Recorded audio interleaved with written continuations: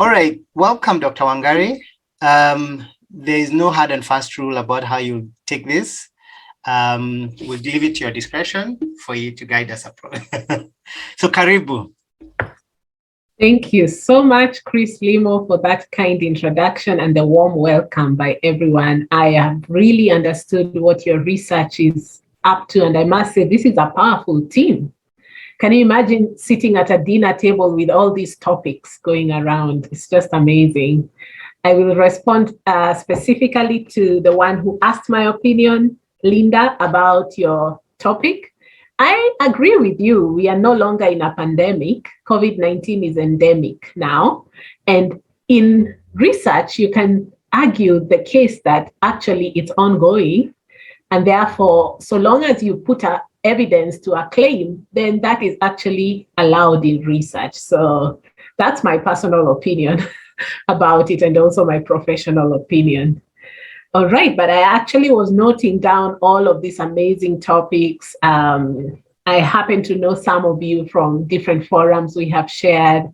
I have a very, very, very strong bonds with Daystar. Sometimes I feel like I'm an insider because of the kinds of work we have done. Currently, we have a consortium that has just started between Daystar and USIU, where I have done most of my training. But even before that consortium began, I was attending a lot of the research forums, actually, hosted by Daystar, both in person and online.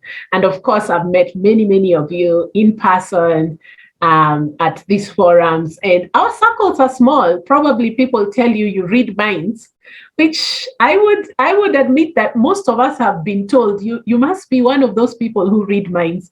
And when I introduce myself to fellow psychologists, at least I don't need to say that I read minds, because we all do, apparently. According to society, that is what we do. So my style sometimes combines humor. So if I make a joke, please try to laugh, even if it's not so funny, because I'm trying to create informality and never take for granted these kinds of groups. I think we have a revolution now with WhatsApp, because just a few years ago, WhatsApp did not exist, and we did not have such spaces to come together. Tools such as Zoom for conferencing, everyone from their own bedroom, and together we are here in a very serious, forum. And let's not take that for granted, but I really like the unity of this group. You people, all of you have a shared loyalty, of course, to Daystar, and a shared group history. And should I also add that informality of meeting each other outside of class? And so you may think this is a small thing, but it is not, because these are your colleagues for the present and for the future. And you realize that they hold a lot of information about the kinds of work you have done. So this is a really wonderful initiative that you have come together, and you are looking to grow in the area of research. So just a little bit of an extended introduction about my angles in the field is that I have, I see more introductions are coming in the chat. Thank you for that. Tabitha Gilbert, I appreciate that. And others, keep introducing yourselves. So I am a consultant clinical psychologist and research mentor. I have 16 years experience. So I would be what you would call a career psychologist. This is what I know to do, and I do very well. A lot of us enter psychology from a different career. A lot of us are teachers. I had that we also have a pastor in this team. A lot of us have come from different other experiences, but I actually started off with psychology 16 years ago in 2006. So I have done quite a variety of tasks, from the dyadic, one-on-one counseling, to groups, to doing trainings. And most recently, I have moved into program design and implementation, which there are a few highlights. I would say that I've been very strong in the field of integrating disability into mental health. And then a lot of work around our national mental health. In 2019, I was very honored to volunteer in the first ever National Mental Health Conference. held at KICC in November 2019. And in that conference, we birthed the Mental Health Action Plan as well as the task force report. So I would say that that was quite an engaging kind of job, and I came to appreciate all the different layers and sectors and levels and disciplines that we have when we talk about mental health, from the highly specialized to the community level where everybody is now, it has now become a buzzword. And then, of course, after that, COVID-19 also made mental health really centered. And so the work of psychology is squarely inside mental health in this country, because we are under the Ministry of Health, and I was privileged to do that kind of work. Also now strengthening my muscle around grant management and program evaluation, because I'm currently evaluating a chain of drug rehabilitation centers and looking at just their clinical work. Are they able to fulfill the mandate, to take people through recovery from substance use disorders. And in the field of disability, another very important angle that I have found myself doing is advocacy. So just today, I was talking to a group of people with disabilities, and they were saying that there is hardly anything in mental health. So the work of advocacy has to go hand in hand with the kind of work we do. So my master's was in counseling psychology, my doctorate was in clinical psychology, and my bachelor's was in psychology. And I also had a chain of certificates as well. Like all of us have had quite a number of different certification courses. I'm very interested in creative arts and African psychology. I have had, again, recently, this came out of a trip I made in 2018, and I had no idea during that trip that I was attending APA conference and I was visiting the US for the first time. I had no idea that I was going to get a global award, but also that I was going to get the biggest momentum to really create the indigenization or contextualization of our practice. So moments like those, especially if ever you have had to go outside the country and introduce yourself, is when you realize that actually a lot of the theories that you've studied are people who actually do not look like you. And so from that, I have founded a movement, and I'm quite keen on having that grow. It's the Forum of African Psychology. So I'm in the leadership for the Kenya branch. We're doing a lot of work on indigenizing our practice and looking at what did we leave behind as we became global. And this word global sometimes is a misnomer. It might refer to only work that is being done in the global north, not necessarily in many countries. So our contexts have really been misrepresented in our field. And to an extent, we need to replace a lot of the local healing traditions that were very central to our culture. And of course, psychology has now gone full circle, and we are now even able to recognize things like spirituality, which had been completely disbanded from the field of psychology. So I'm finding that psychology gives me a space for a very diverse and dynamic transdisciplinary career. Now, in the field of research, I never really thought of myself as a researcher until one time my classmate came up to me and said, your strength is to help people build successful research careers. And I took it.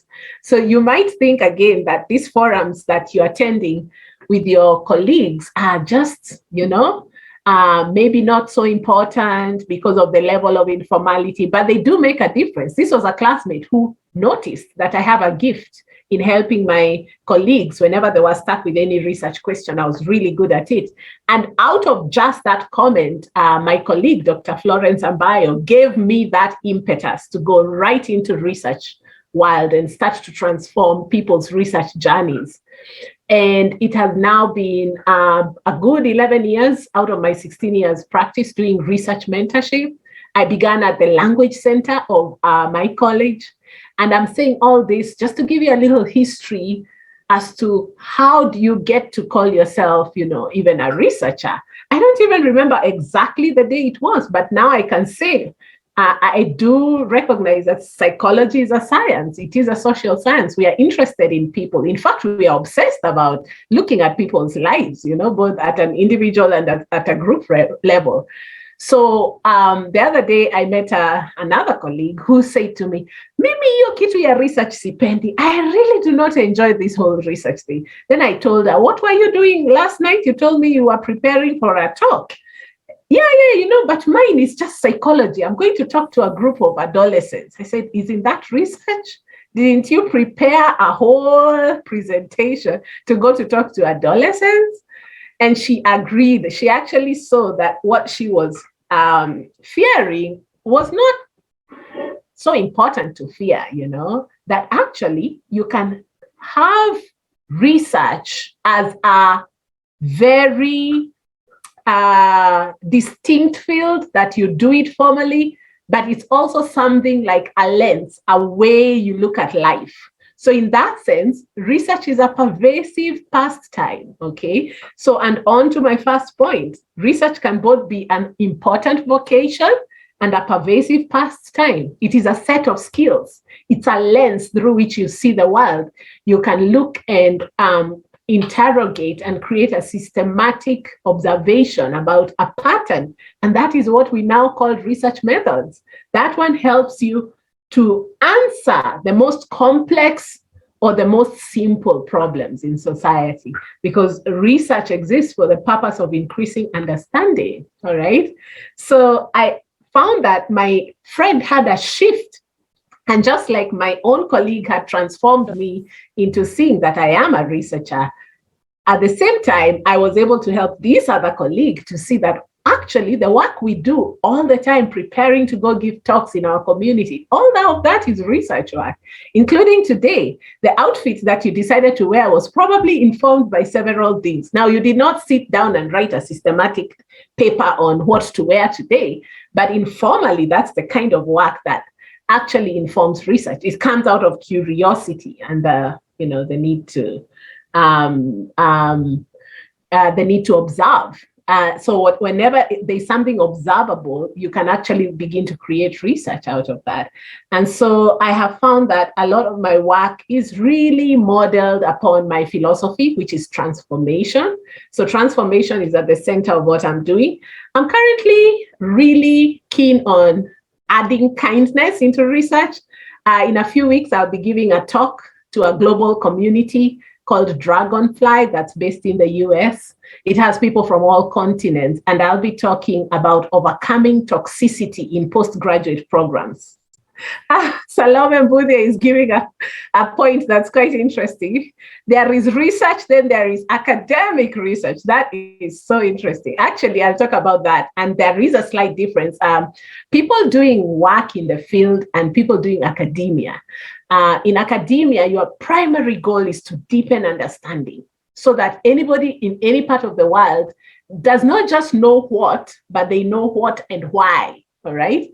But then we also have, your informal research and the research in the field. There are people who now take on, because they're really good in maybe those character strengths of curiosity and things like that. They take on research as their life work. And so they'll be doing policy work, they'll be doing lots of writing, and it is true, it is also like a lifestyle. So thank you for that addition. So I'll be talking about overcoming toxicity in the postgraduate programs, because I realize that a lot of people who enter into systems, also students don't understand the ecosystem. So I'm going to share my story. My doctorate was supposed to take 3.5 years at minimum and 5 years at maximum. However, out of a lot of personal tragedies, I lost about 3 very close family members, and then a host of other challenges, financial and others. I have actually been in the program for much longer than 5 years. It's now going to 9 years. Now, Commission for University Education gives a deadline. They say that if you cannot finish a postgraduate program in 9 years, then you need to start again. And so we were all given letters and told, oh, you all need to explain why you're still in the program. And we noticed as we were discussing that there were a host of factors, both individual. Some people had even gotten sick. It's a marathon. This is a long journey. It's not like a sprint. And then there were other factors that were more systemic to do with, our interaction in the ecosystem. You're a student, but you're also a mother. You're also probably you're a father, and you're probably also a worker somewhere. And then you also have to know your librarian in person, and really be close to them, because there's a point where you're really interacting a lot with your librarian. You have to know your dean in your school. So we found that a lot of people are facing systemic challenges as well as individual challenges. And so the idea stage begins with literature review. So as we all know, we are all asked to come up with a list of ideas that we would like to make into topics. But where does it all begin? It begins with a good literature review. It's like sitting at a dinner table with many people who have done work in that area, and then asking yourself, what is the novel contribution or new contribution that I would like to add? So that is where all research begins. Research begins with the idea. And some people get stuck right at that stage, at the idea stage. How do I come up with a viable idea? There are several strategies that I used in my space. First of all, I looked at my timelines and I knew, I had to work backwards and make sure I deliver everything in good time. So these psychology classes that we had been having, I happened to have all my notebooks from way back when I had not burnt them. I know some of you are waiting when you just finish school to burn them. Today, what I really hope to do is, if I would give a title to my talk, I would call it Research Beyond a Paper. Using research to design a successful future. So I'm hoping if any of you have ideas like you want to burn your papers and forever forget that you ever wrote a thesis, I hope that you'll change your mind after tonight and decide to just keep your papers and or probably transform them. Nowadays, you can change from analog to digital. You can put them all on soft copy. So I hope to encourage you and reignite your fire. If any of you have felt discouraged at any time during your research journey, I hope that we can return your sense of purpose, and so that you can be on course with your goals. So how then do you transform your ideas into a viable topic? There's quite a number of strategies to use, and we need to go about ideating not only in psychology terms, but also in our African context. So there are quite a number of factors to look at as we are crafting the idea, okay? And there are quite good time-saving techniques that you can use to swiftly move an idea into a viable topic, all right? So one of the things I know I remembered doing very, very well is going to the library to read. Now, I happened to be researching a topic that was quite rare. And if you've done any research in the field of disability, you will quickly notice that not many people have actually written about it. And if you like, I can just share my paper in the Zoom chat, and I've also shared its citation there, because sometimes people ask me how to cite it. So that's a Google document. It's actually downloadable, and I'm going to make it open source soon. As soon as the library puts it up on our website, I'll also make it more available to more people. So when I came up with my topic, I had already read from quite a number of people. And I found that in the library, I wasn't getting enough papers. Now, that's the beauty of a new idea, is that there is not much in the library. So it's what you call a good problem. So what do you do if you're doing a topic in an area like mine, like disability, and there's not enough written about it? I really had to convince my supervisors then that this one was going to go. And I had to go get evidence that the reason why I want to do it is because not many people are doing it. So that was quite an interesting conversation. Now, luckily in my campus, and I don't know what it is like in your campus, Students get to choose who they prefer to be their supervisors, and then eventually the university makes the final decision when they have equalized the load across all the faculty. So as students, we chose our different supervisors, and the two supervisors, because in doctorate you get two supervisors minimum, the two that I chose actually were eventually assigned to me. So I was very lucky. I got exactly the people that I had chosen.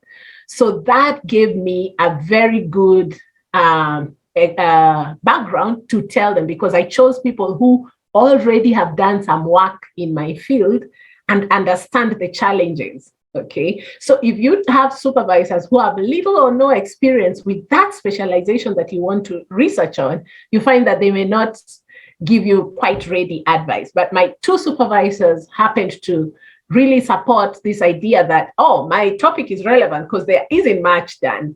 And I was allowed to even use a lot more citations from outside Africa, because not many people are doing research on people who are deaf and hard of hearing who use sign language, which was actually my research study. So if you see there in the chat, the title of my topic is indicated. My study was on the relationship between psychosocial support concerns and depression among deaf adults in Nairobi and Kajiado counties. Now, even comparing the two counties, there wasn't any county data on anything at that time.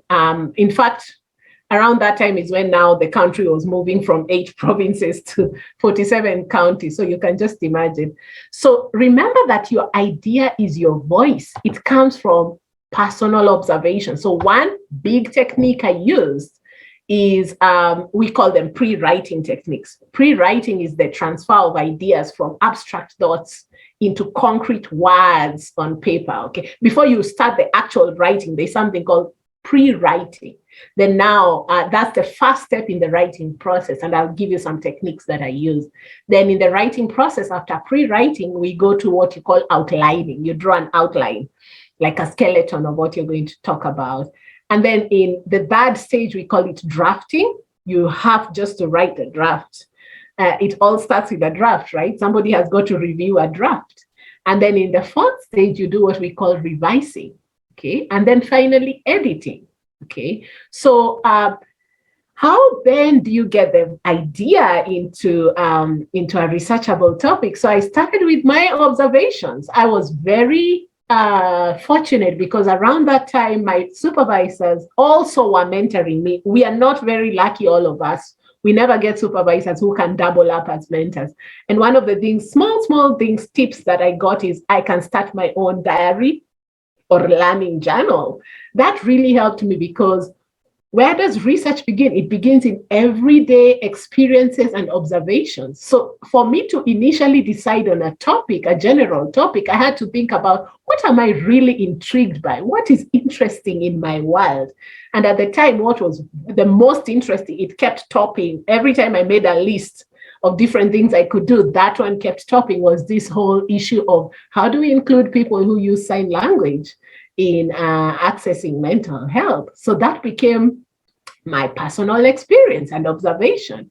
Then another strategy, another pre-writing strategy that I use aside from personal observation is called, free writing. Free writing is where you write uninterrupted for 3 to 5 minutes, non-stop. Okay, so I did that a couple of times, and that is a very great strategy, especially for those of us who experience writer's block. A lot of us are creative writers, but when you enter into scientific writing, you find it is quite dry. It can be quite pedantic. It's quite technical. You just need to follow the instruction. So sometimes what you want to do is somehow forget the rules so that they are not impeding your writing, and write from your creative spirit. Then later on, now put it back into the structure it's supposed to be. So free writing is another technique. The third technique I used for making my idea solid is called asking the 5 WH questions. I'm sure you know what those are. Does anybody know what the 4 W's and 1 H stand for? The 5 questions that we usually ask. Somebody called them 1 husband and 4 wives. 1 husband and 5 wives. So what is the H and what is the 5 W's. Let me take some interaction in the chat. Let me see if anybody knows. When we ask the 5 W's and 1 H question, what are we talking about?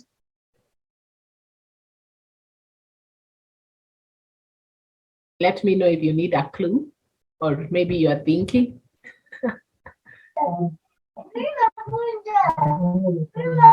So what are the, yes, there you go. Rose says what? Gerald, who? Rose, why? So Chris has said them all. Who, where, what, why, when, who.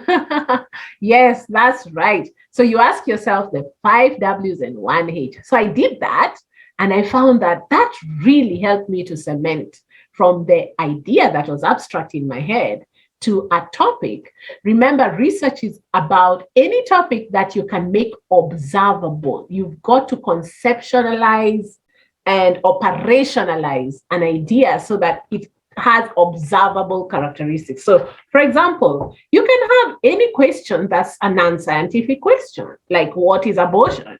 But then if you really want to make it into a scientific inquiry, then you need to add more flesh and actually define that phenomenon of interest with observable or empirical. Empirical just means observable characteristics. Therefore, you are moving it from abstract to specific.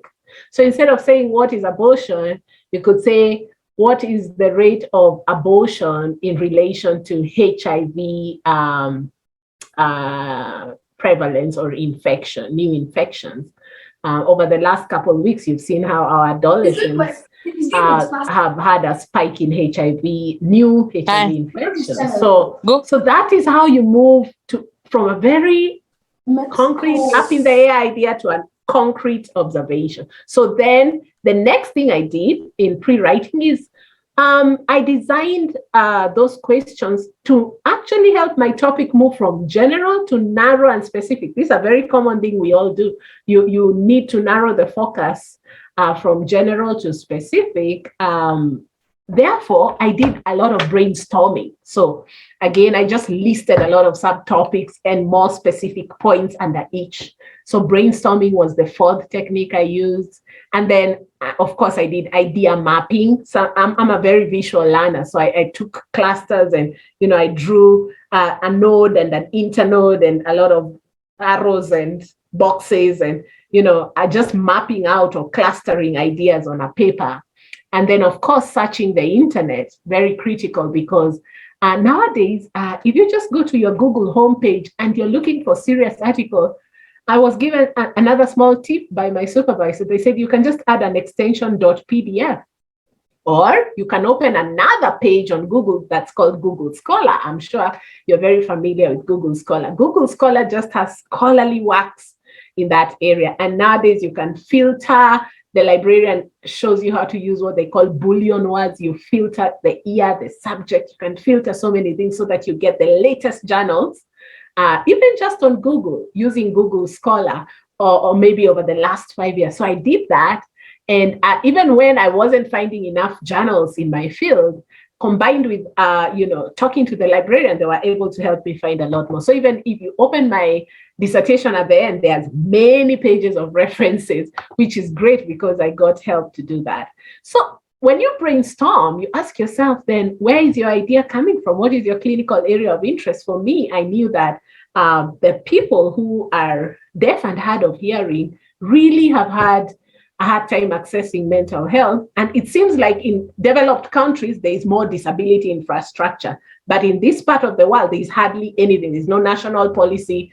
There are no laws to make it accessible, let alone people with disabilities, even the general population. So remember that you can get ideas even from just attending town hall meetings where people are talking, ordinary wananchi are talking about their issues, so that now you can consolidate your idea. So another point I want to make is everyone has the opportunity to utilize the skills of research methods on a regular basis. You are either a consumer of research every single day, or you're a producer. Now think about currently how there is a lot of misinformation and disinformation around the elections. Just because elections is something we are seeing on the news. I don't currently watch the news, but I know a lot of you do. And some people will claim to say some things coming out of an opinion poll or research that was done. And you can tell that even if they are claiming that this was research, this is a lie. It's actually not fully true, or they've mixed some truth with some lies. So in other words, each one of us consumes information, and therefore the idea is that every day you do use the skills of research. You filter, you can be able to see, na hapo tumedanganywa, or you can actually tell that somebody is talking out of honest research findings. Now, you are also a producer of research because you also ask many questions, okay? Every day you wake up, you ask, what's the weather? Should I carry a jacket or an umbrella? Is it raining, or are we now in the cold season? So every single day, this is what you do. So don't be shy about asking when you don't know something. It's a good place to start. A lot of students, and I think this was the biggest shift, find it hard to transition. So in my case, I knew we are no longer going for classes where a lot of the structure was coming out of the lecturer. The lecturer was standing in the front of the room and they were dishing out assignments. And our work was to passively take them and do them within the deadline. But then when you move into the space of writing your thesis, it's a whole different ballgame. You're actually the leader of that ship. You've got to steer that ship. So one of the things I noticed is I had to create my own deadlines and managing that project, just like a project manager would do in the field, you know. And therefore, I knew that now I'm the driver and my supervisor is the co-driver of that vehicle. And so those are some of the skills that we really have to master even as we go along doing our research. I know a lot of students really have a hard time because there's hardly enough guidance on these small tips. And I just wish there were more people who spoke into, you know, my journey and what are the things that I could do to make it easier. So at some point, you've got to know your librarian very well, probably your dean, because your dean will be calling you for a lot of research meetings, and you've got to be alert to check your email. So there's an ecosystem that students belong to, and you have each other, of course. So you are your best peer reviewers. So whenever I would finish any draft, I would read over what I wrote. Then I'd look for a trusted friend that I respect. I give them. They tell me, hi, Wangari, you like long sentences. So I learned how to write better sentences that are crisp and short, you know. So you can always get details about how to figure out how to write better from just, asking your friends. So there's plenty of available resources around you. So don't take those resources for granted. So I found that all these different strategies help me to narrow down my topic. So in summary, I've talked about 6 strategies. In the pre-writing stage, before I started writing, I used my personal experience and observations. That was one. I did a lot of free writing. Free writing is where you write uninterrupted for 3 to 5 minutes. Then I asked the 5 WH questions, 5 Ws and 1 H asking questions. And then number 4, I did lots of brainstorming lists. Then number 5, I did a lot of idea mapping and clustering. And then number 6, I searched the internet, and that was a surefire strategy. My topic had been contentious because there wasn't enough literature, but they said, oh, that's actually a good topic because there's not enough literature. And she'll pull out from different continents until when she'll have enough. And I was able to even create the funnel approach now and include the global studies, regional studies, and the few that had been done by that time. It's actually towards the end of my study that a lot more studies had been done in disability because it's a fast growing field. And so I added them later. One of the things I had when you people told me about your topic is that the nature of receiving reviews and corrections is cyclical. In other words, in research, we call it iterative. So the idea there's a lot of back and forth. So don't be tired about the back and forth. Be patient and be gracious with a lot of feedback. I think a lot of my friends who dropped out had a problem just taking the feedback. And I must say it is quite a humbling journey, because sometimes the feedback may not be delivered in a very polite way, and that is actually not good. It should not be condoned. But at the same time, how to receive the feedback is very important. Now, if you could liken your research journey to an object, what would it be? I'll give you mine and you'll tell me yours in the chat. So for me, if there is anything I can say in summary my research journey looked like, it is more like a sieve, a sieve that filters the tea leaves from the tea. Yes, a sieve. So in my experience, the entire research journey, if I could liken it to an object, a metaphor, it would be a sieve. And why a sieve? Because I had to sieve out, first of all, sifting through a lot of material and picking just what I need. And then sifting through lots of opinions, some from my supervisors, some from people outside the university. And that was very critical because you have to listen to who's speaking and which worldview are they coming from and how important are they? Are they the people who are going to be adjudicating my work? Are they judging my work or not? And so sieving was the one thing I would say, if I would put an object to it, that's what it's like. Now, I'd like to hear from you. What is the one object that you can liken your research journey to? I see some charts already. Chris Limo, mine was like climbing Mount Kenya without warm clothes. Oh my goodness, what a metaphor. That must have been chilling. That's quite freezing. Let me hear a few more metaphors. What has been your thesis journey like? If you can create a metaphor, what objects? I've told you mine. Mine is like a sieve. What about yours?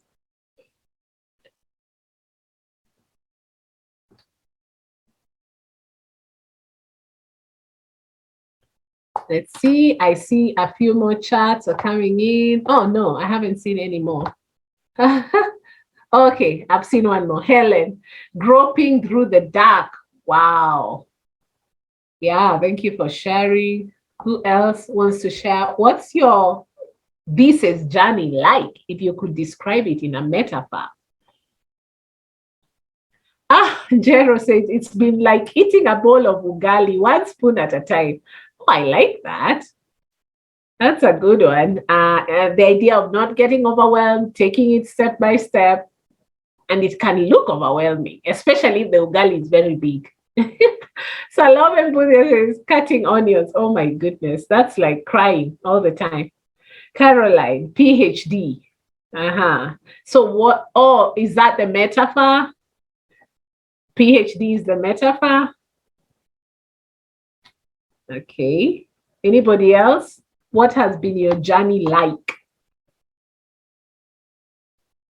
Like a forest, I was lost. Wow. Milka, thank you for sharing. So a lot of you are describing a journey which shows the rigor of postgraduate studies. This says, squeezing a dry sponge to give water. Oh my goodness. That sounds like a little bit like writer's block. And all of us have experienced that.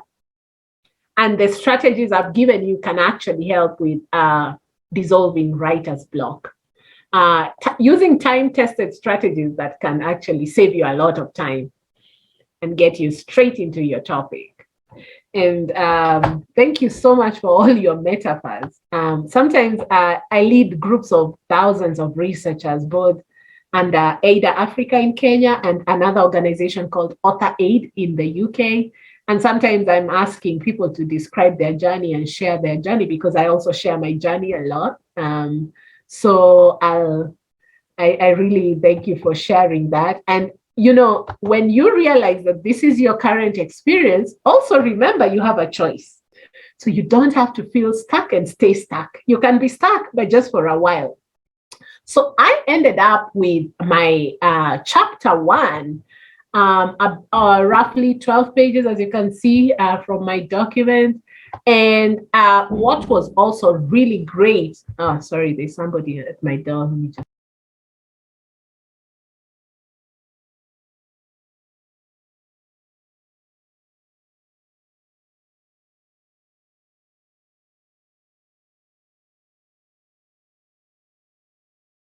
Okay, I'm back. So what I realized is that there are many students who got stuck and became stuck and remained stuck. And they completely even left the program. So there's no need for that anymore, especially not with technology.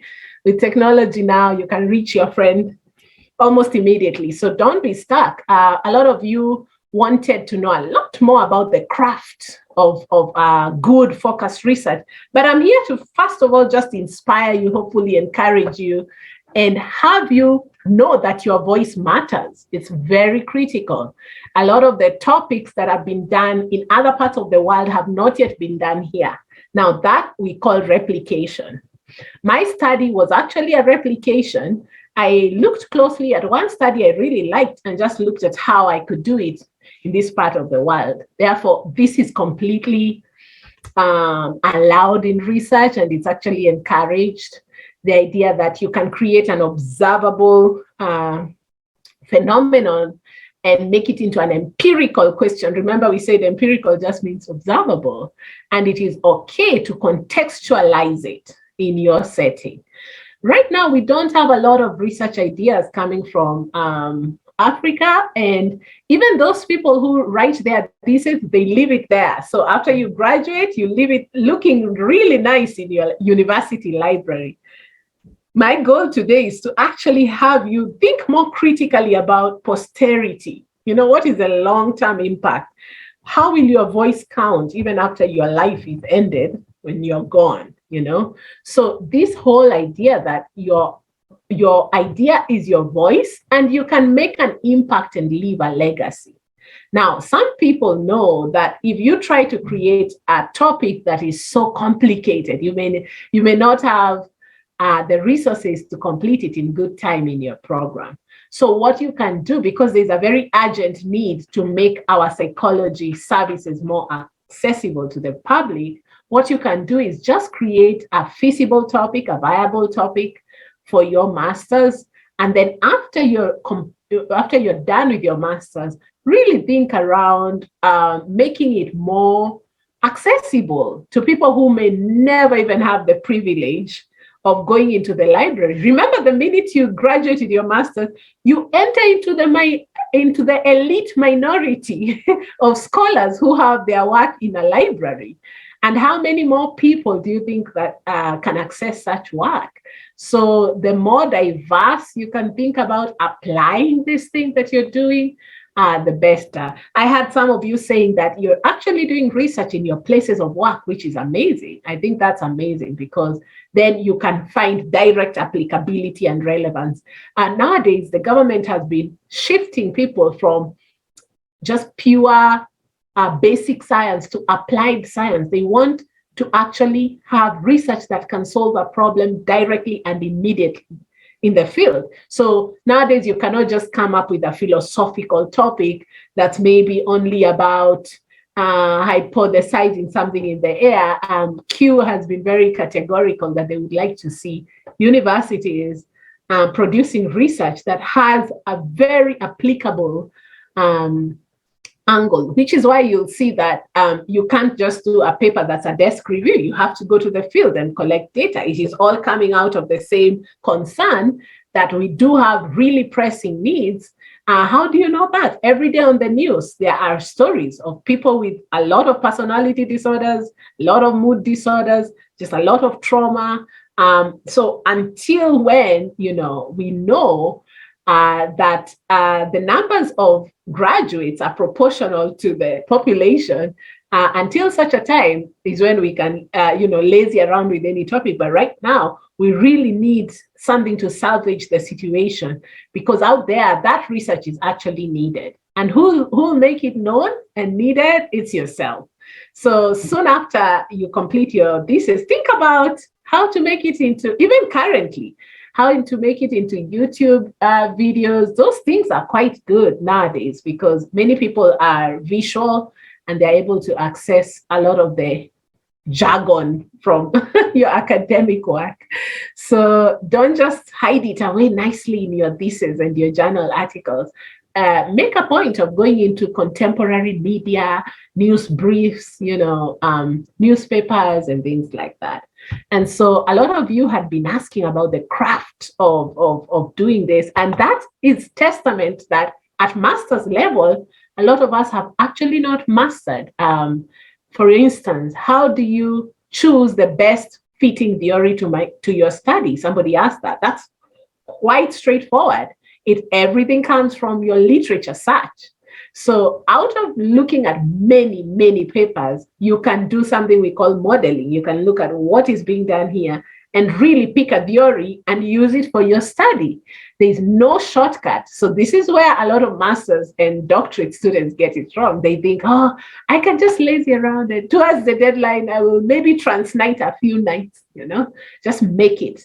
But, remember, this is not like writing a term paper. You're being asked to really expound and deepen the writing, and there's a style to it. There's rules to the writing, and the idea is to create groups of agreements and disagreements. So when you write a synthesis means building. It's like making a meal. Like if you're cooking uji, you have to be very careful it does not become ugali. It's because you can use the same ingredients to make uji, but also to make ugali. Okay, it's just how you combine them. And the skill and the quantities that you use. And so in synthesis, what we are saying is that you take groups of authors who agree with a certain claim, and then you take groups that disagree.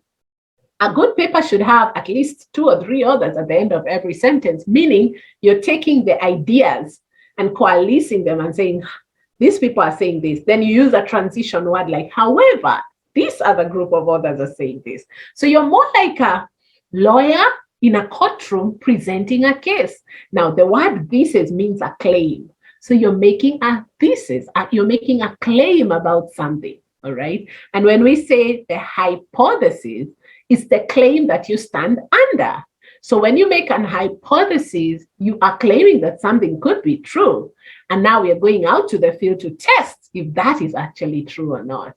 And so to consider different strategies in creating your idea is very important, because then you'll be able to align a lot of what you have already learned in class, such as theories, to your topic and to your problem statement. So if you could think like the skeleton of a human being, the head is the topic, okay? Then you go down to the purpose, which is like the neck, and then think about the spine, which is actually the specific objectives.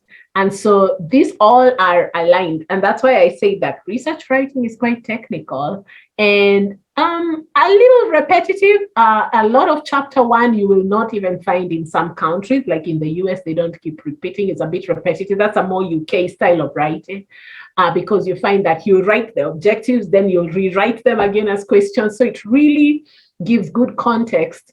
And again, all you need to do is fill, using the outline, the sections that are already allocated, you just fill in what you're being asked in every single section. And that way you get going, you get moving. A lot of people get stuck when they begin to write because they wonder, now what do I write?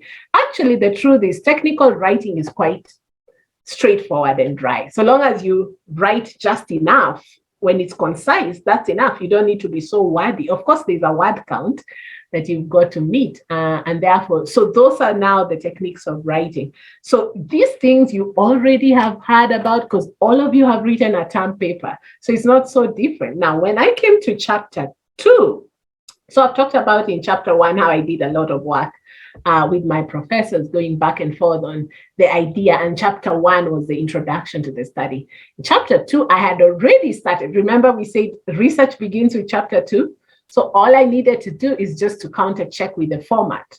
So in a sense, chapter 2 is really like the first thing you write, your literature review. So what I did is expanded it. And my professors kept telling me where I needed to add more words. And it ended up being quite a lengthy chapter, which was great because that really assisted with the word count. Chapter 3 was very straightforward. If you have navigated chapter 1 and 2, chapter 3 will be a breeze because chapter 3 is about methodology. So you now have to harmonize everything you said with how exactly will you go about it. So when we talk about methodology, we are saying the different strategies you will use to go collect data. Are you actually going to distribute questionnaires? Are you going to design your semi-structured interview schedule? Will you have individual interviews or focus group discussion? Chapter 3 is quite straightforward.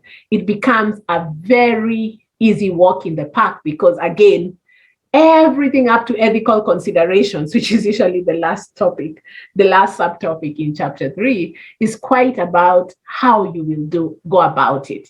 And when you mention that you're going to get a sample from a population, then now we are talking about, a quantitative study, and you need to give the formula that you will use to arrive at that. And these formulas you can find, again, by reading previous students' work, which is in your library, and a lot of other papers, especially journal articles. Now, why are journal articles critical? It's because they have the latest contemporary research.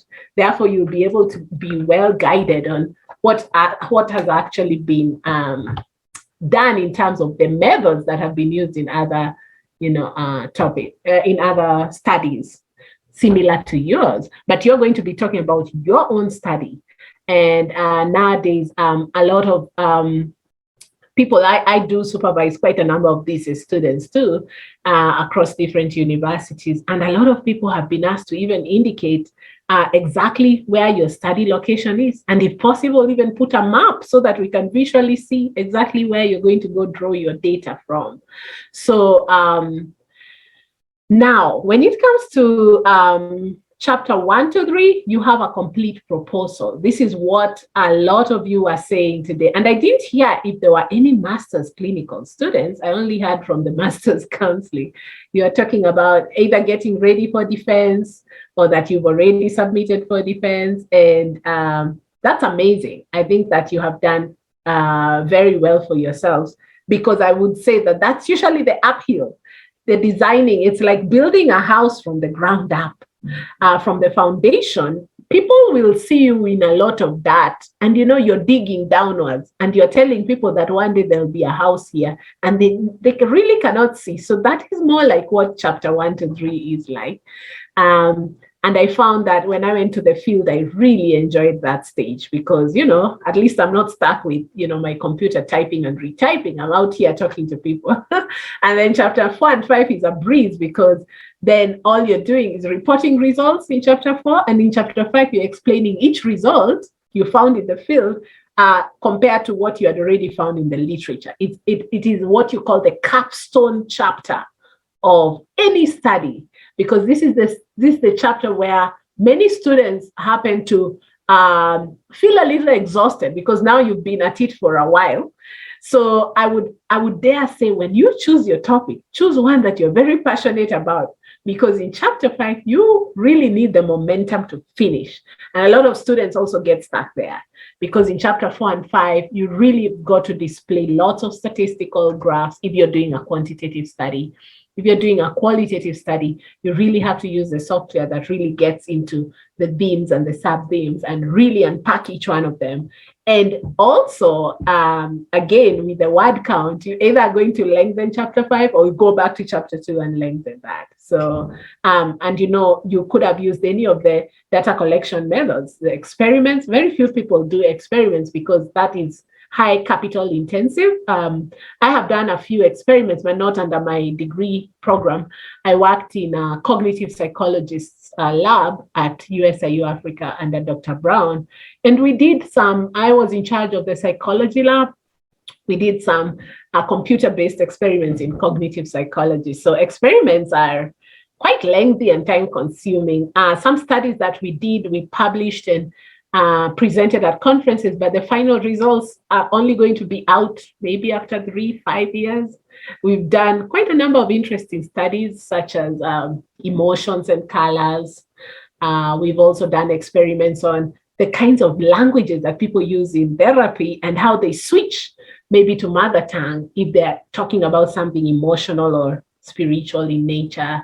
And quite a number of different other, those are experiments. But the other data collection method in chapter 3, you can explain as surveys. A lot of us are doing surveys, which means that you're asking a large number of people to answer a set of questions. And then you're using that sample to kind of extrapolate and use the sample to be representative of a population. So that's a survey. Then, of course, we do field research.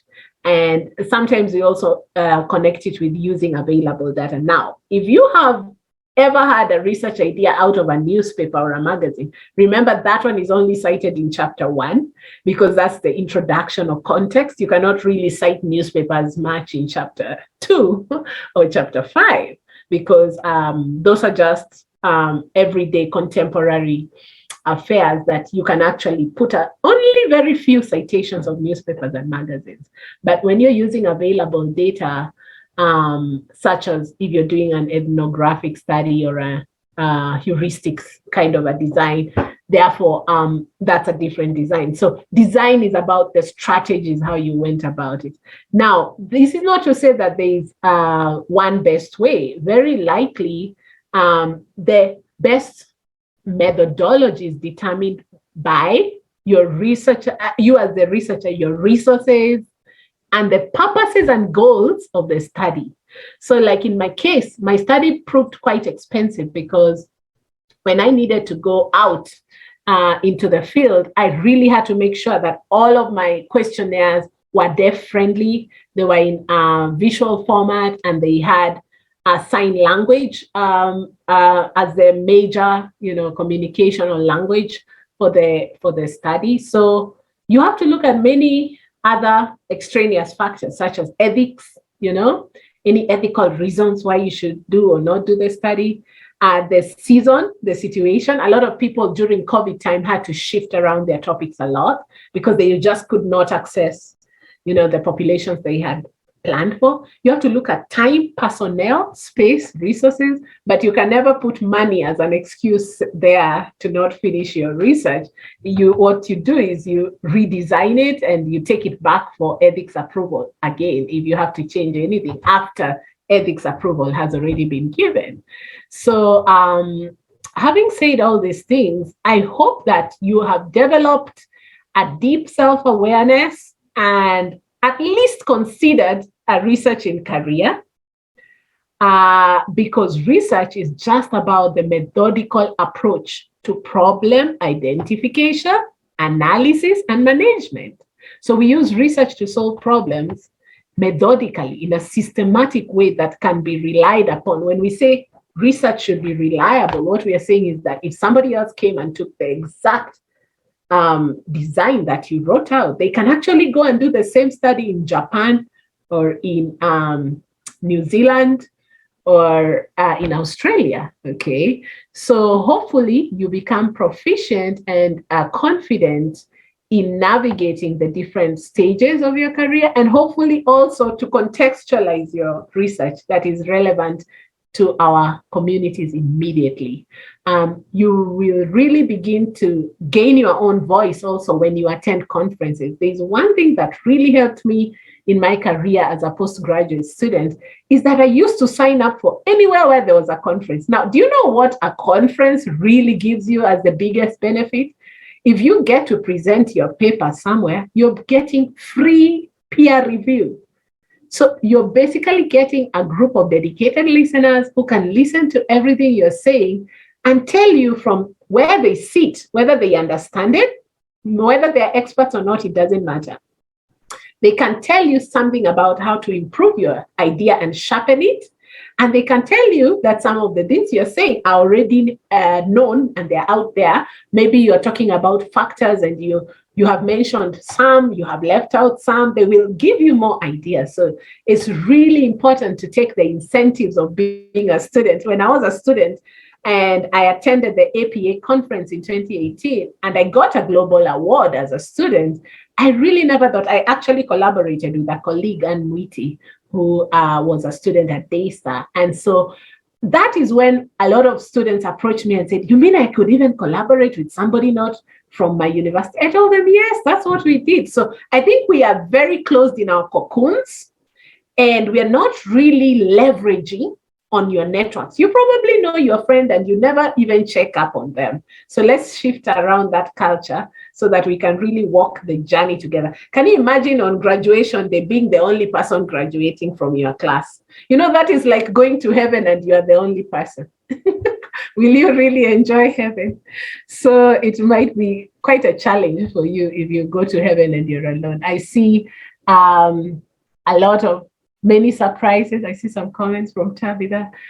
Slow and challenging because of supervision pace. Yes, there's a very big challenge with a lot of students, and I faced it too, because twice my supervisors had medical emergencies, and a lot of students have to face, the delays coming out of supervision, and managing that relationship is very critical. In my case, I had instances when the two supervisors philosophically did not agree, and therefore I was pulled in different directions. I actually remember I started again my topic twice.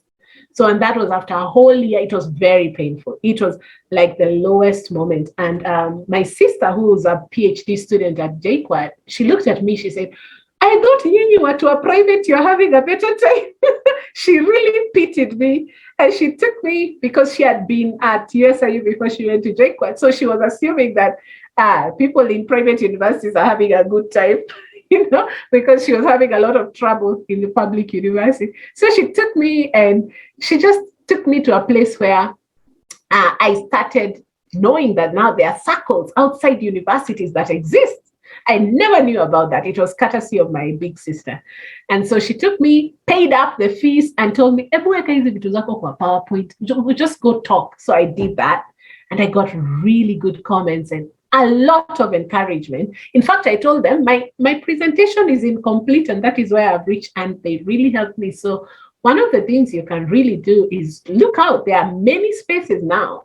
Now the industry has just like mushroomed with a lot of spaces where scholars can be assisted. Don't be stuck, and don't drop out, and don't give up. You can actually get lots of enthusiastic and eager people who know that embarking on this journey requires a lot of patience. You've got to upward manage your supervisors. At one point, I knew all my supervisors' children's names, where they live, and a lot more detail. Because now it became very critical for me to create a relationship that is long-term, and I had to save their numbers on my phone, and we became collegial. And so that's the shift again. Used to sit in class, and the lecturer had all the power. Now the power kept moving. So think about that, that the professors also need to know about you and your life, other pursuits of life, because you need a balanced life. And a lot of times my professors would look at me and say, you look stressed, go jogging. They knew I liked exercise. So, they were able to also keep me in check with my self-care and things like that. So hopefully you'll be able to learn and adjust your attitudes, even as you're facing all of these different challenges.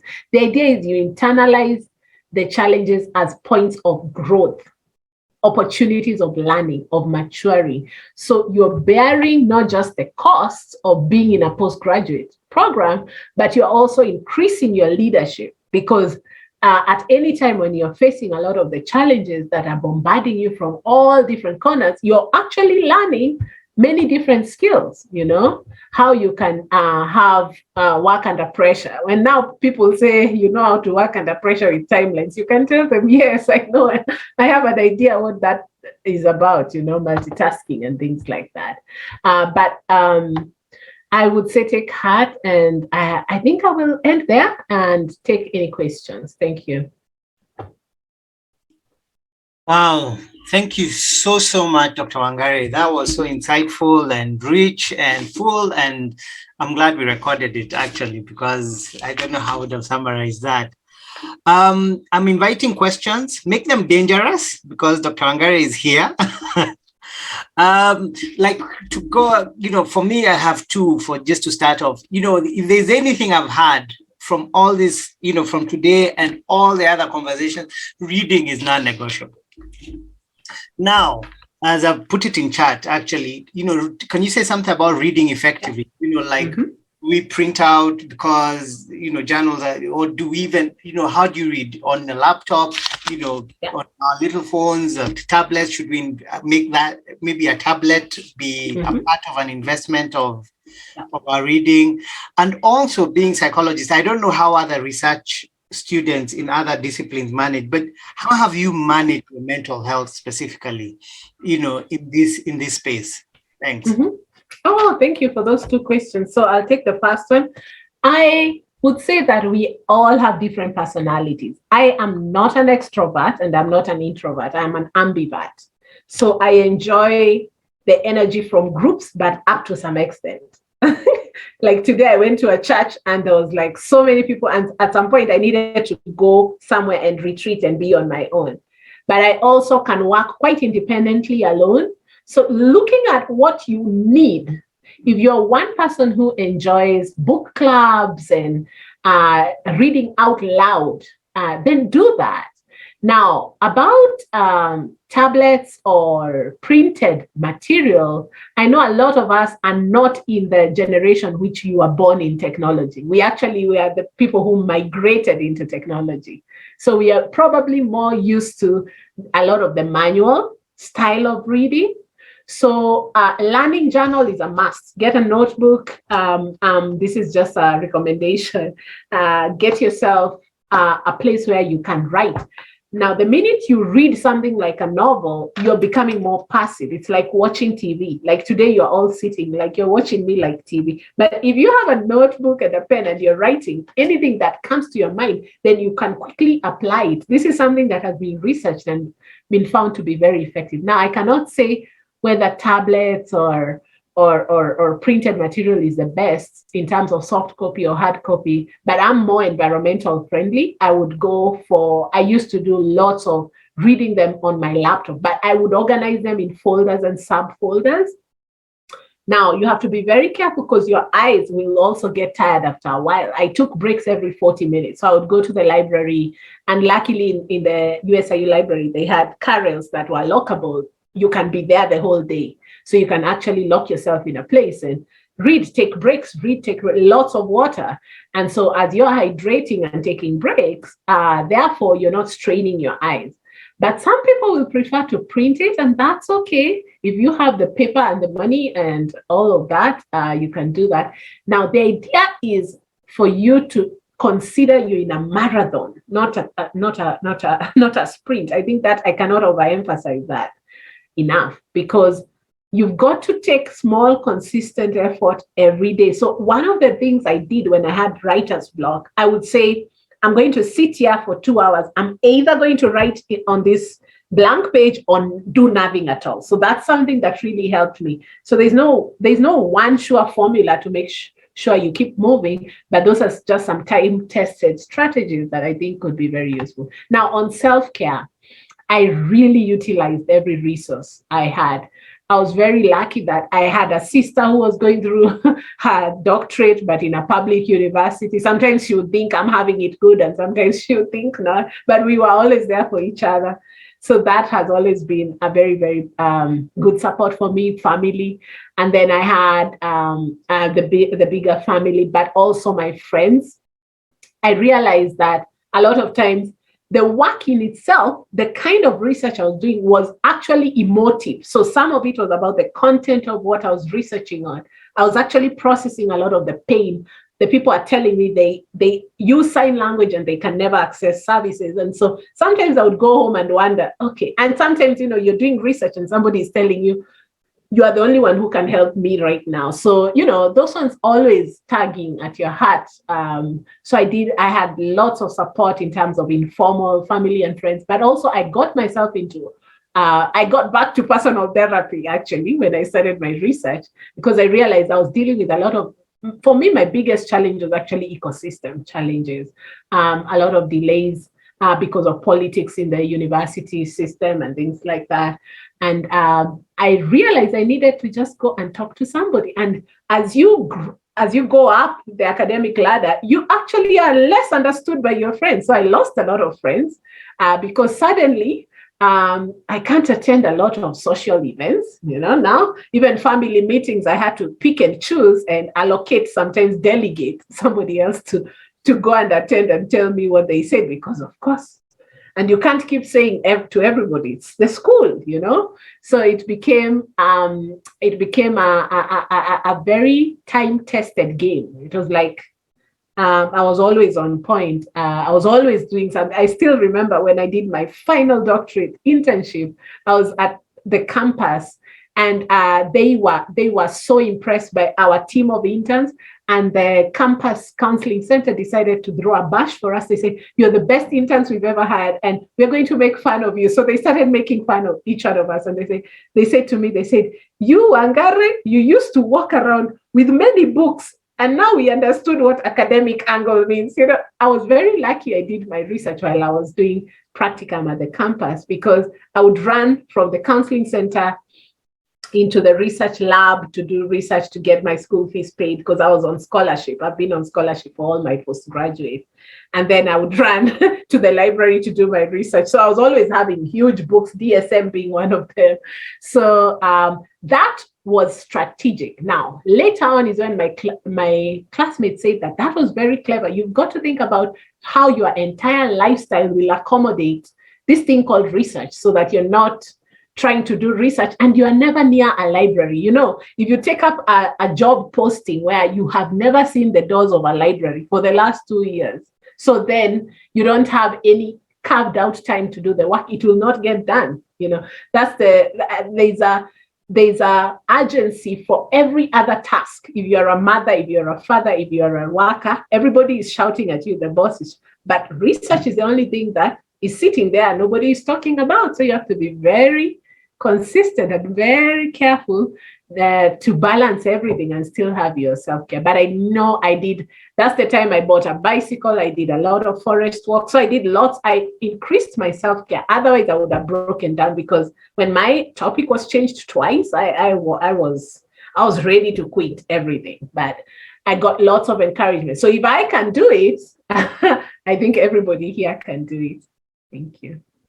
Then there's a question from Jero. I know that statistics is a critical component in scientific research. Is it necessary that one be knowledgeable in statistics during the writing phase? That's a very good question. So a lot of our universities, and I know Daystar included, I happen to know because I've worked with many of you, they do encourage quantitative types of studies. So if you're going to design a quantitative study, then you have to include statistics. Now, you can obviously hire a statistician. However, you've got to understand all the tables, because you're the one who presents them, okay? So the thing about statistics is every postgraduate psychology course has a basic foundation in statistics. When students move into active thesis writing, it is assumed that they have gone all the way to application of the statistics and that they are well versed to run a study and utilize statistics. Now, the gap that we are finding is that in many cases, that is not true. A lot of students know about statistics, but it's still a bit remote, and they did it to complete this one course and just pass. And so they know what mean and average is. And one statistician professor used to say that that you only remember mathematics again when it's about your money. You know? So if it's about your money, you cannot forget. So it is important for you to actually take initiative, get nice books where you can, like this one I'm currently reading called Approaches to Social Reason. Go and actually get yourself books and begin to familiarize with the methodology of research. Because research is not just about your idea, but it's how you go about doing it systematically and how you write it and how you present it so that you're convincing to your panel. Now, I ended up doing a mixed study. Initially, I wanted to do a qualitative study, but just like many universities, my university could not allow for that. So you'll find that universities are pushing for quantitative studies basically because of publishability. They know that when students publish in journals, they'll be able to publish in higher ranking journals when you do a quantitative study, because numbers are still dominating the field. Now, it's only recently that the field has gone full circle into accommodating qualitative studies, which are about stories, nuances, and all the subtleties of people's experiences. It's only recently that qualitative research has been given central attention. All right, so I hope I've answered you. So the answer is yes, you need to be very knowledgeable in not only the theory of statistics, but also the application. And you need to even locate a statistician, have some meetings with them, because if you ever need to hire one, you'll still be the one to present your work. You'll not ask your statistician to do that for you. So Chris asks, please say a bit about what a research gap really is. Is it a solution? How do I justify the gap? I like that question. So actually, many people confuse a research problem with a general societal problem. So if you had a Venn diagram, you can say that scientific inquiry exists on this side, social inquiry exists on this side, and there's a place in the middle there where social scientific inquiry exists. So is a research problem the same as an everyday problem? The answer is no. A research gap or a research problem is what has not yet been covered in literature. If you look at my study and open the part for the problem statement, I talked about the gap that actually we don't have enough studies focusing on disability and mental health. And why is it a gap? So when you're doing your problem statement is where you really talk about the gap. Why is it a gap? It's a gap because not many people are paying attention to disability matters. And then you talk about, so that is what now justifying in research. When we say justify, we mean tell us why. So everything you write in a research paper, as I said earlier, it's like you are speaking as a lawyer in a court of law. You don't just say what, you don't just put out claims. You actually make the case for it. So your first sentence in every paragraph is the claim or the topic sentence, and every other sentence is supporting that one idea. And remember, you only have one idea per paragraph. So for that paragraph, you have supporting statements for that. So that's what we mean by justifying. Justifying is explaining what the gap is. So you say what the gap is and why it is a gap, and what are the consequences or the effects of that gap. As you can see in my paper, I mentioned all of those things.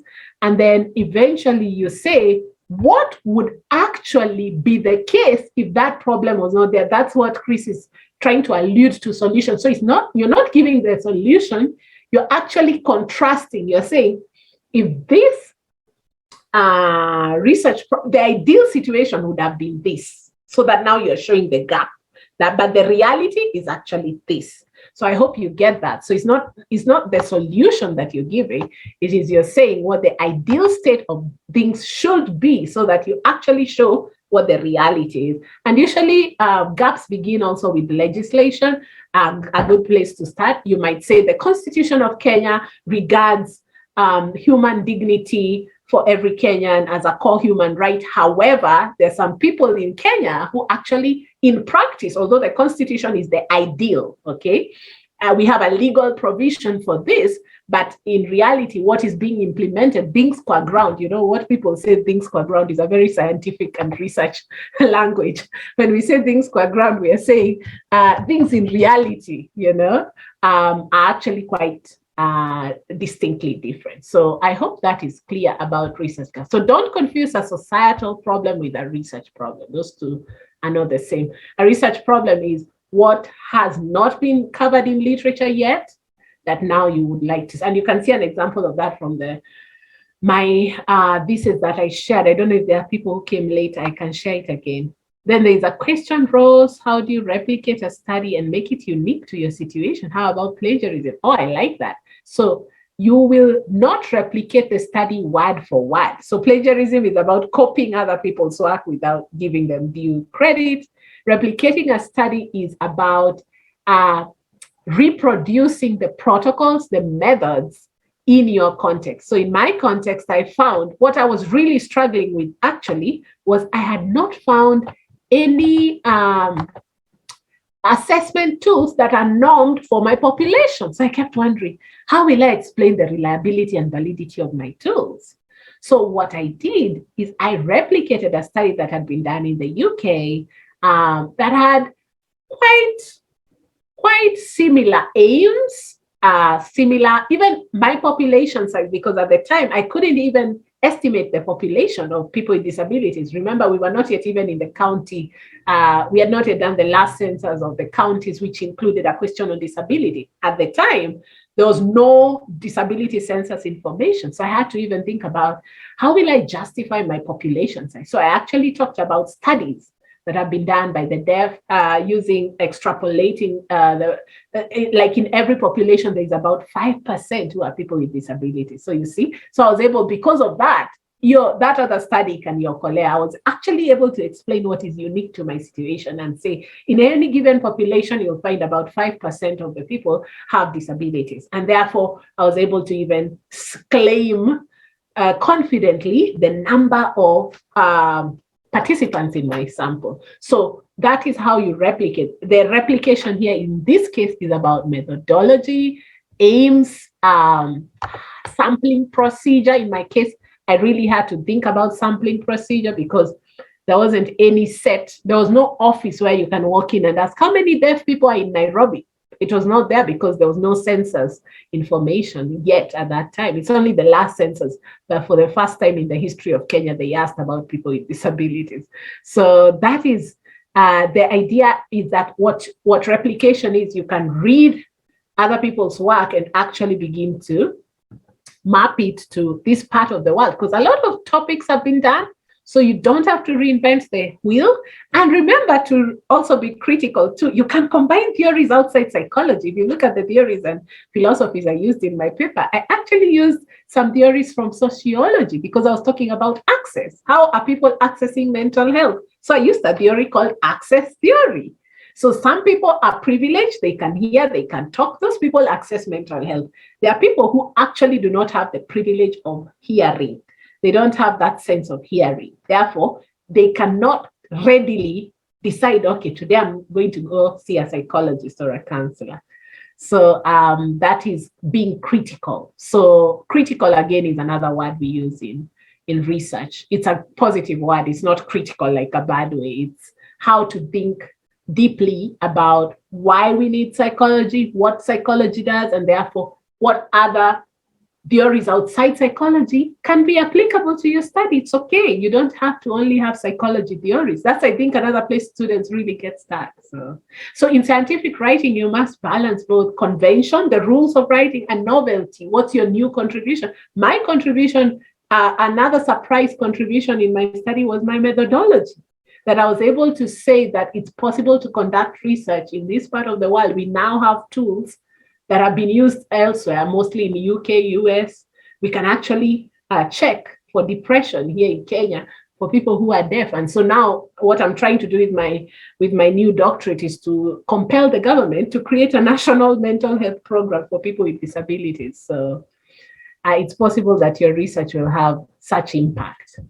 Okay, great. I hope I've answered you, Rose and Chris. Now I'll go to Linda. I'd like to pick your brain on how you would go about getting a manageable sample to represent the undergraduate student population in a university. Considering data collection using questionnaires, must you include all the schools? Oh, that's a really good question. I think you mean schools in the university, like different departments. That's a really good question because I think I got your study topic. It really depends. So when we talk about a homogeneous sample, it's a sample with relatively similar characteristics. Undergraduate students are mostly young adults, so you might want to pick degrees. It doesn't have to be all schools. So the answer is it doesn't have to include all the schools. Because you might find some degrees have people with older students, like a lot of humanities, psychology undergraduates, you might find older students. The idea is, what are the aims and the purposes? Remember, we said, how do you end up picking your strategy, your methodology? It comes out of your purposes and your aims. So I remember, Linda, your study was on psychosocial challenges of COVID-19 on Daystar undergraduate students. Yeah. Yes. And its impact on academic performance. Achievement, yeah. Academic achievement. Yes. So that means that you actually have a very good, first of all, university students is a really good population because they are homogeneous in the sense that they are all inside a cohort going to graduates. So in that sense, they are homogeneous. And hopefully you can control for things like age, like because they're undergraduates, you might want to describe down to the age ranges. We talk about age ranges. So maybe these are 18 to 35 or 25-year-olds, yeah.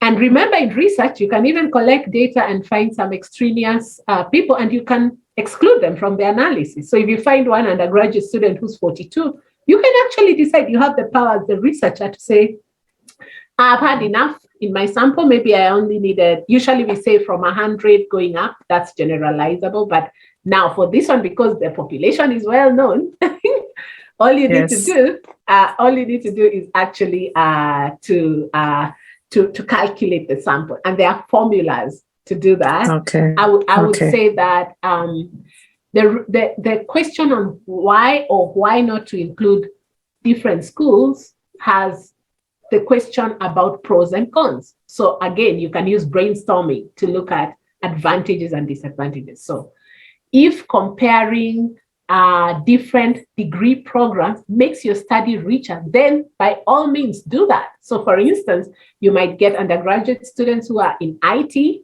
others are in psychology. The psychology students may even have a different language because they maybe talk more. IT students don't talk so much even in the tests. They just, quickly fill in maybe more mathematical based kinds of exams. So you might have an advantage of including different things, but you could compare, you could say out of school of, I'm just guessing, I don't know the schools at Daystar, but out of school of medicine, I'll just pick pharmacy.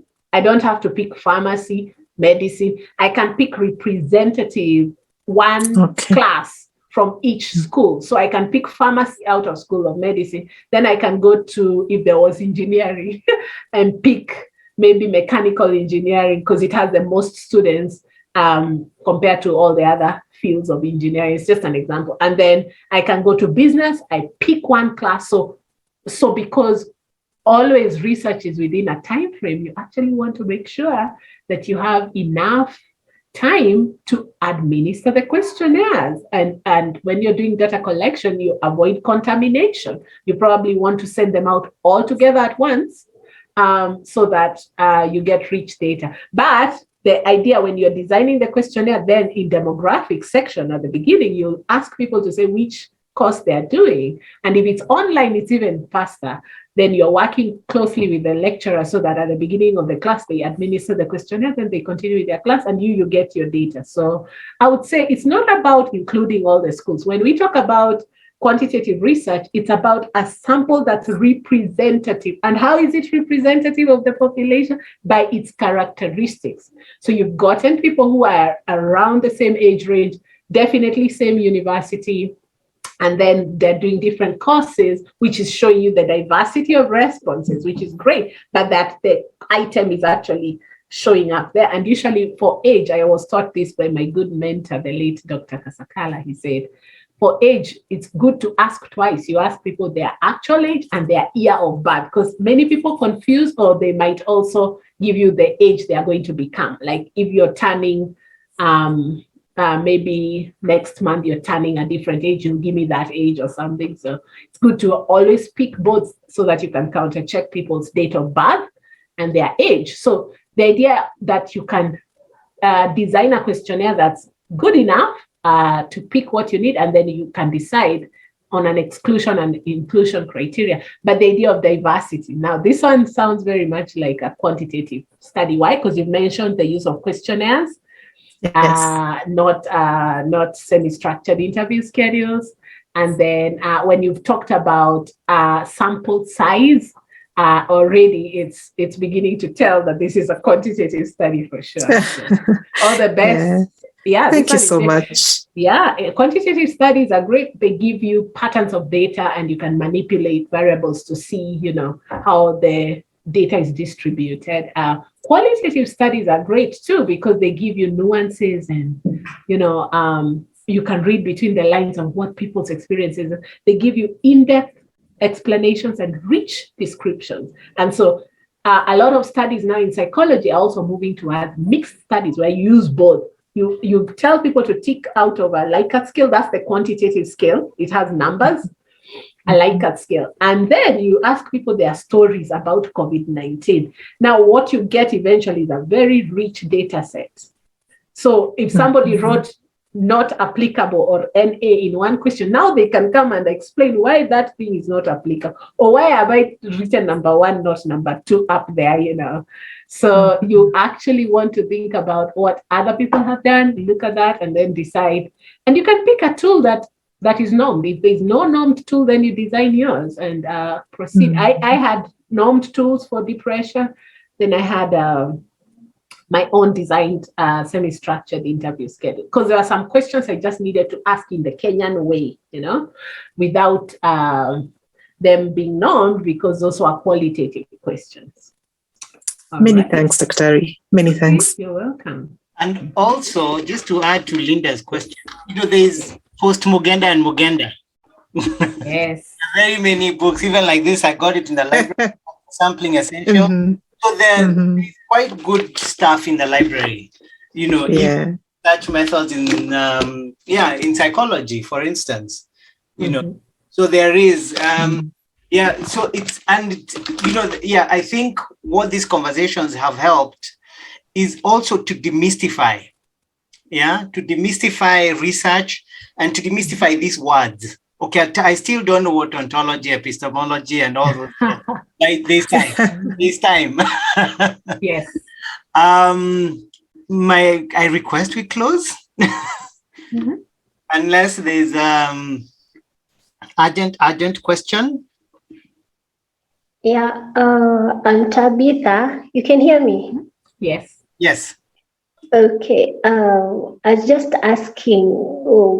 Maybe you're going to present your research in a conference or something. You have to complete the whole research so that you are having all the results and everything, or you can a bit of it, maybe in your proposal time or anything. How do you go about it? That's a really good question, Tabitha. Actually, the opposite is true. Conferences are designed for work in progress.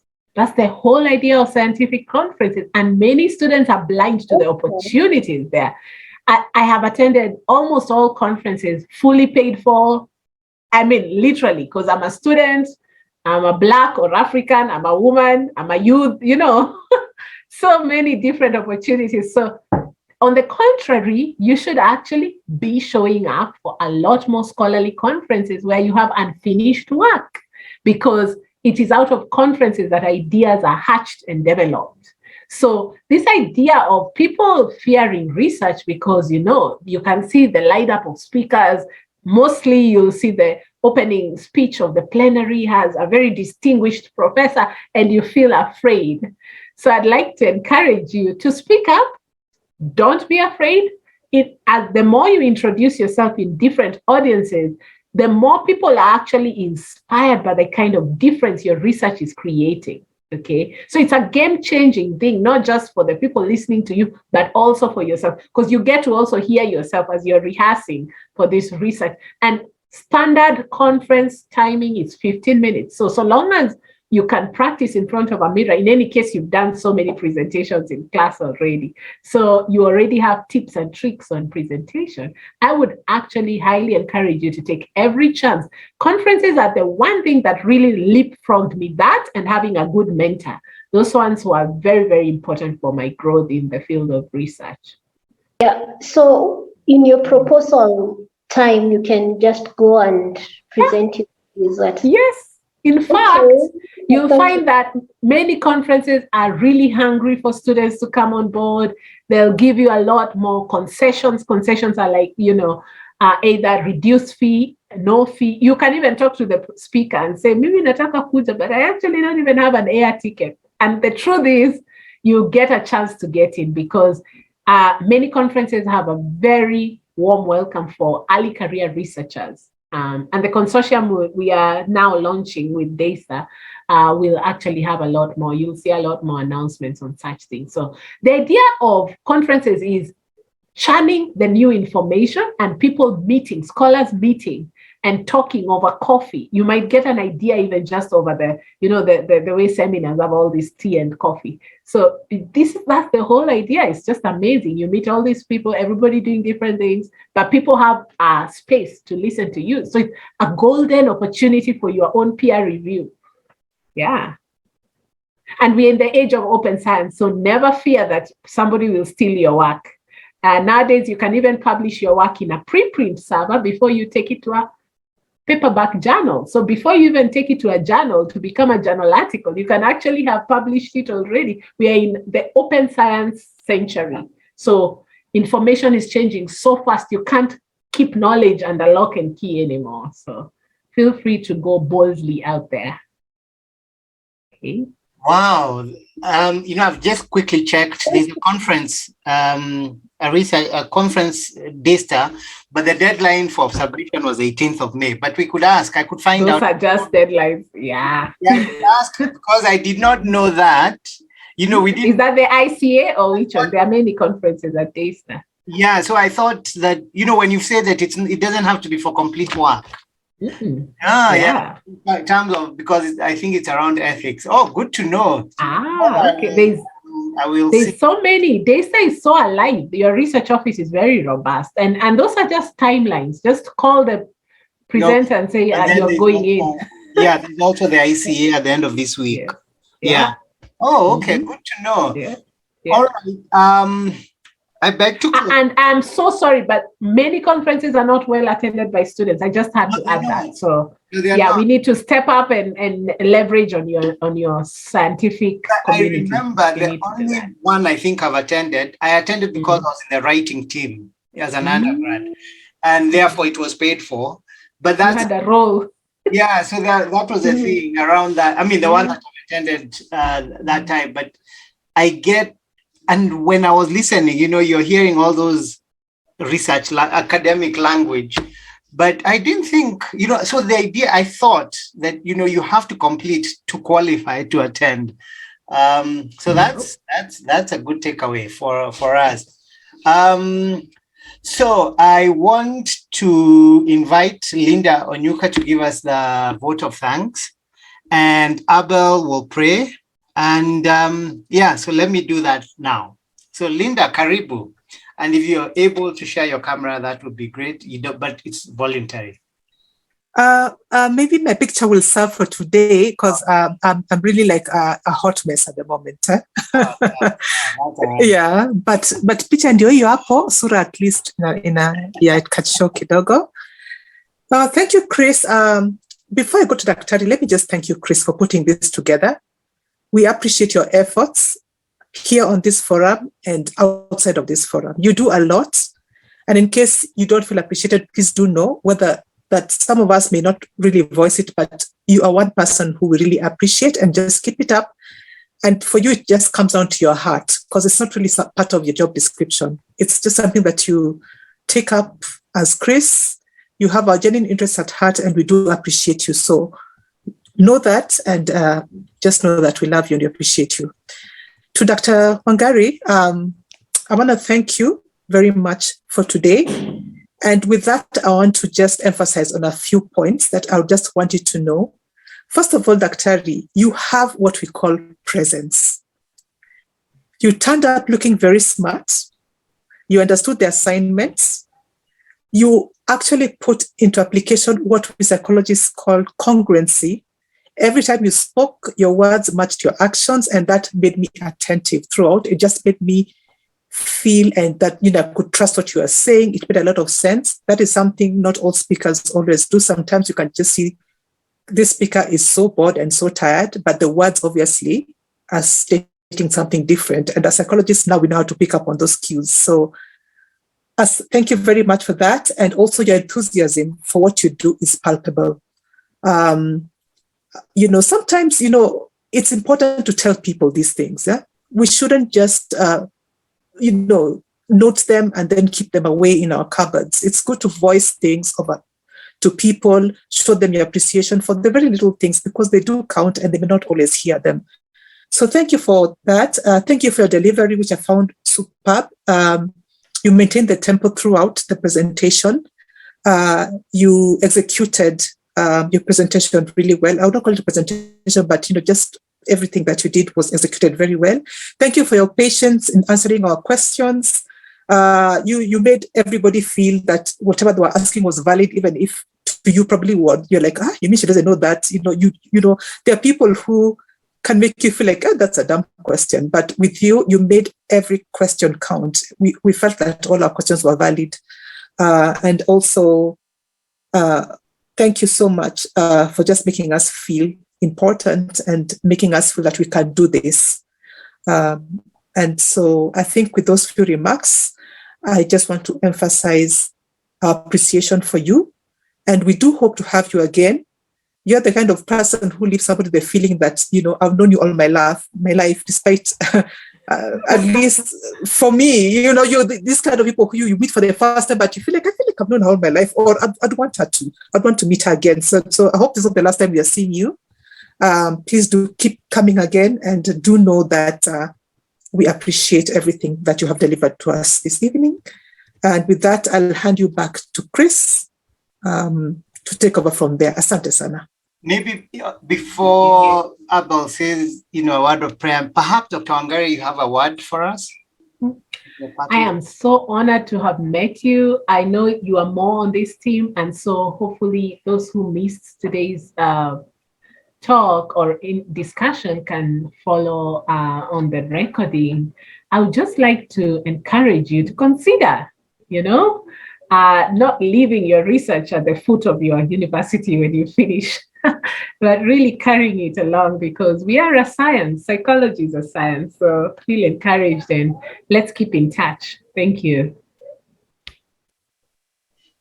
Thank you. Thank you, Dr.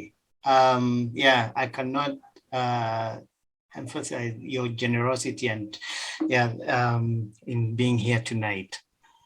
So Abel, please, please close for us with a word of prayer. Thank you, Chris. And I don't know what to say to Dr. Wangari, because this is really self-giving, totally in action, the time you've given to us. And you've spoken more than any of us. But every time you opened your mouth to say an idea, it was coming so noble to us. So thank you so very much. Let us thank God for this wonderful evening that we've had, and entrust to him all the other affairs that lie before us, because he's a God who always goes before his own people. Heavenly Father, in the name of your Son, our Lord Jesus Christ, and by the merits of his sacrifice and the work of the cross, we ask you to receive our gratitude this evening for what you've done. Even we want to thank you for what you're doing right now in this forum, and for what you will continue to do through generous people like Dr. Wangari, Chris, and all my colleagues online today. Father, you've called us for a purpose in this time in the history of the world, and we are here in order to know better how to fulfill that purpose. And this meeting has been arranged by you, we believe. So we want to thank you for this meeting. We thank you for the ideas that have been spoken here, for the encouragements that we have received from your servant, Dr. Wangari, and even for the fears that we had, or even we still hold on to, because they are being arrayed one after another through the confirmations of others. So we entrust all our affairs to you, our desires, all our plans to you, especially in order to improve life, improve people's livelihood and health. So help us, Lord, in this journey. Go ahead of us as you went ahead of other people conquered in the history of salvation. We make this prayer in faith and trust through Christ our Lord. Amen. Amen.